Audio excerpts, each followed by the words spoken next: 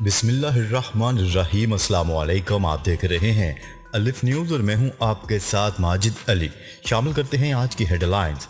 Iraq में Iran और Saudi अरब के वज़रा ख़ारजा की मुलाकात। ईरान में पासदारान इनकलाब का इसराइली जासूस नेटवर्क पकड़ने का दावा। कराची के मुख्तलिफ इलाकों में बारिश, निशेबी इलाके ज़ेरे आब। मुआहदे के अगले रोज ही रूस का यूक्रेन पर मिसाइल हमला, 6 अफराद हलाक। एलन मस्क के खिलाफ मुकदमे पर ट्विटर को $270 मिलियन का नुकसान। चीनी सदर शी जिनपिंग की मिस्री हम मनसब को 70वीं कौमी दिन पर मुबारकबाद। आलमी अदारा सेहत ने मंकी पॉक्स को आलमी इमरजेंसी करार दे दिया। तालिबान हुकूमत के खिलाफ बगैर सबूत इल्जामात काबिल सजा होंगे, हैबतुल्लाह अखवंदजादा ने खबरदार कर दिया।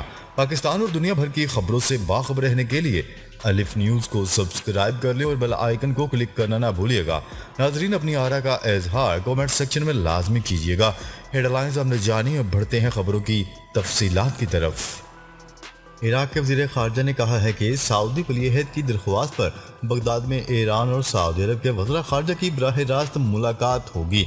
न्यूज़ रिपोर्ट के मुताबिक इराक के वज़ीर ख़ारजा ने कहा है कि जल्द ही बगदाद में ईरान और सऊदी अरब के मुज़ाकरात अलानिया और वज़रा ख़ारजा की सतह पर होंगे। उन्होंने कहा है कि अब तक सिक्योरिटी ओहदेदारों की सतह पर 5 नशिस्तें मुनक्किद हो चुकी हैं और अब वज़रा ख़ारजा की सतह पर मुज़ाकरात होंगे। दोनों ममालिक के दरमियान 5वें दौर के मुज़ाकरात 2 माह कबल बगदाद में हुए थे। इससे कबल ईरान के वज़ीर ख़ारजा ने तेहरान रियाद मुज़ाकरात के बारे में कहा था कि रियाद ने तेहरान के साथ अलानिया मुज़ाकरात के लिए आमादगी ज़ाहिर की, जबकि सऊदी अरब ने जनवरी 2016 में तेहरान में सऊदी अरब के सफारत खाने और कौंसल खाने पर होने वाले हमलों का बहाना बनाते हुए ईरान के साथ अपने सफारती ताल्लुकात खत्म कर दिए थे।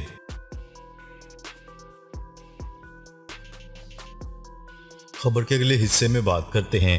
ईरानी पासदारान इनकलाब इंटेलिजेंस ने मुल्क में इसराइली जासूस नेटवर्क पकड़ने का दावा कर दिया। सरकारी खबरसार इदारे की रिपोर्ट के मुताबिक ये नेटवर्क बराह रास्त इसराइल की खुफिया एजेंसी से राब्ते में था। रिपोर्ट में दावा किया गया है कि नेटवर्क ने ईरान में गैर मामूली दहशत गर्दाना हमलों की मनसूबाबंदी कर रखी थी। मुबैना जासूस ईरान के मगरबी इलाके से मुल्क में दाखिल हुए। ईरानी वजारत इत्तलात के मुताबिक नेटवर्क के तमाम राब्ता कार आलात और धमाका खेज मवाद जब्त कर लिए गए हैं। रिपोर्ट में मजीद बताया गया है कि मुबैना जासूस नेटवर्क के अंदरून और बैरून मुल्क राब्तों की तहकीकात की जा रही हैं।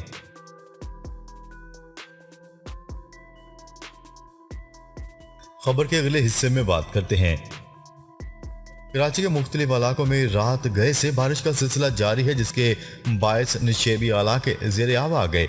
महकमे मौसमियात का कहना है कि आज कराची में तूफ़ानी हवाओं के साथ 200 मिलीमीटर तक बारिश हो सकती है, जबकि शहरियों को बिला ज़रूरत घरों से बाहर ना निकलने की हदायत की गई है। शहर के मुख्तलिफ इलाकों scheme 33, FB area, north Karachi, new Karachi, Nazimabad, Mohammad Ali और मुल्हिका इलाकों में बारिश का सिलसिला ताहाल जारी है। कराची में रात गए से बारिश के बायस निशेबी इलाके ज़ेरे आब आ गए हैं, जिसके बायस शहरियों को शदीद मुश्किलात का सामना है, जबकि शहर के अक्सर मकामात पर एम्बुलेंसेज भी फंसी हुई हैं। हुकाम का कहना है कि बारिशों का मौजूदा सिस्टम मंगल के रोज तक कराची समेत सिंध भर में मौजूद रहेगा।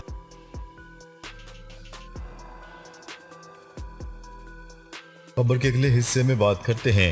अक़वाम मुत्तहिदा और तुर्किया की सालसी में यूक्रेन से अनाज बरामद करने के मुआहदे के एक दिन बाद ही रूस ने यूक्रेनी साहली शहर ओडिशा पर मिसाइल हमला कर दिया। यूक्रेनी फौज का कहना है कि ओडिशा में रूस ने मिसाइल से इंफ्रास्ट्रक्चर को निशाना बनाया, 6 अफराद मारे गए। यूक्रेनी हुकाम की जानिब से ओडिशा पर रूसी हमले को रूसी सदर की जानिब से अक़वाम मुत्तहिदा के सेक्रेटरी जनरल और तुर्क सदर की तस्दीक के मुतरादिफ करार दिया गया है। यूक्रेनी वजारत ख़ारजा के तर्जुमान का कहना है कि यूक्रेनी गंदम बरामद करने का मुआहदा टूटा तो आलमी ग़ज़ाई बहरान की जिम्मेदारी रूस पर आयद होगी। रूस और यूक्रेन के दरमियान यूक्रेन की गंदम बरामद करने के लिए यूक्रेन तुर्किया की सालसी में मुआहदा गुज़िश्ता रोज़ हुआ था।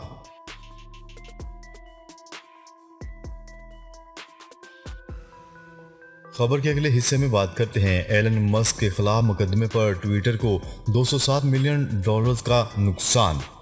معروف امریکی کمپنی ٹیسلا اور اسپیس ایکس کے بانی ایلن مسک کے خلاف مقدمہ درج کروانے کے بعد ٹویٹر کو $270 ملین کا نقصان ہوا ہے۔ بین الاقوامی میڈیا کی رپورٹس کے مطابق ایلن مسک کی زیر التوا ٹویٹر ڈیل اور اشتہارات سے آمدنی میں کمی کے باعث کمپنی کو دوسری سہ-ماہی میں $270 ملین کا نقصان اٹھانا پڑا ہے۔ رپورٹ میں بتایا گیا ہے کہ پچھلے سال کمپنی کی فروخت $1.18 بلین تھی، جس میں پچھلے سال کے اعداد و شمار کے مقابلے میں 1% کمی دیکھنے میں آئی ہے، جبکہ 2021 کے مقابلے میں کمپنی کے شیئرز کی قیمت میں موازنہ کرتے ہوئے 35% نقصان ہونے کی نشاندہی کی گئی ہے۔ اس نقصان کے باوجود بھی کمپنی نے اس سال $66 ملین کا منافع کمایا۔ فروخت میں کمی کے باوجود ماہرین نے بھی یہی پیش گوئی کی ہے کہ کمپنی $1.32 بلین کا منافع کما لے گی۔ خیال ہے کہ ٹویٹر نے ایلن مسک کے خلاف عدالت میں مقدمہ دائر کیا ہے کہ مسک نے پہلے تو کھلے عام سودا کرنے کا تماشا کیا اور پھر کمپنی کو ردی کی ٹوکری میں ڈال دیا۔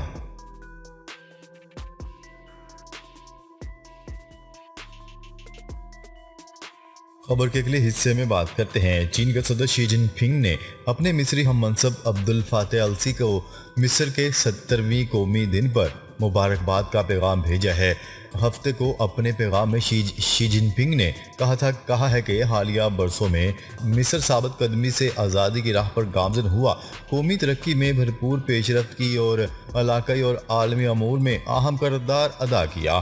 اس بات کا ذکر کرتے ہوئے کہ وہ اور مصری صدر دونوں حال ہی میں منعقدہ عالمی ترقی کے بارے میں اعلیٰ سطح کے ڈائیلاگ میں شریک ہوئے، شی جن پنگ کا کہنا تھا کہ انہوں نے اس تقریب کا نتیجہ خیز نتائج کے لیے زور دیا اور مشترکہ ترقی اور خوشحالی کے لیے وقت کا مضبوط پیغام بھجوایا ہے۔ اس بات پر زور دیتے ہوئے کہ وہ چین اور مصر کے تعلقات کی ترقی کو بہت اہمیت دیتے ہیں، شی جن پنگ نے کہا ہے کہ وہ ایک دوسرے کی مضبوطی سے حمایت کرنے، بیلٹ اینڈ روڈ کی مشترکہ تعمیر کو آگے بڑھانے، گلوبل ڈیولپمنٹ انیشیٹو کے نفاذ کے لیے تعاون کرنے، ترقی پذیر ممالک کے مشترکہ مفادات کے تحفظ اور نئے دور میں ایک مشترکہ مستقبل کے ساتھ چین مصر کمیونٹی کی تعمیر کے مقصد کی طرف مضبوطی سے آگے بڑھنے کی خاطر عبدالفاتح کے ساتھ کام کرنے کے لیے تیار ہیں، تاکہ دونوں ممالک اور ان کے عوام کو فائدہ پہنچایا جا سکے۔ خبر کے اگلے حصے میں بات کرتے ہیں عالمی ادارہ صحت نے 70 سے زائد ممالک میں پھیلنے والی منکی پاکس کی وبا کو غیر معمولی صورتحال کے پیش نظر عالمی ایمرجنسی قرار دے دیا۔ ورلڈ ہیلتھ آرگنائزیشن کے طبی ماہرین نے منکی پاکس کی وبا سے پیدا ہونے والی صورتحال پر غور کے بعد اسے عالمی ایمرجنسی قرار دیا۔ WHO کے مطابق منکی پاکس کی وبا ایک غیر معمولی واقعہ ہے اور یہ مزید ممالک میں پھیل سکتی ہے۔ اسے نپٹنے کے لیے مربوط عالمی رد عمل کی ضرورت ہے۔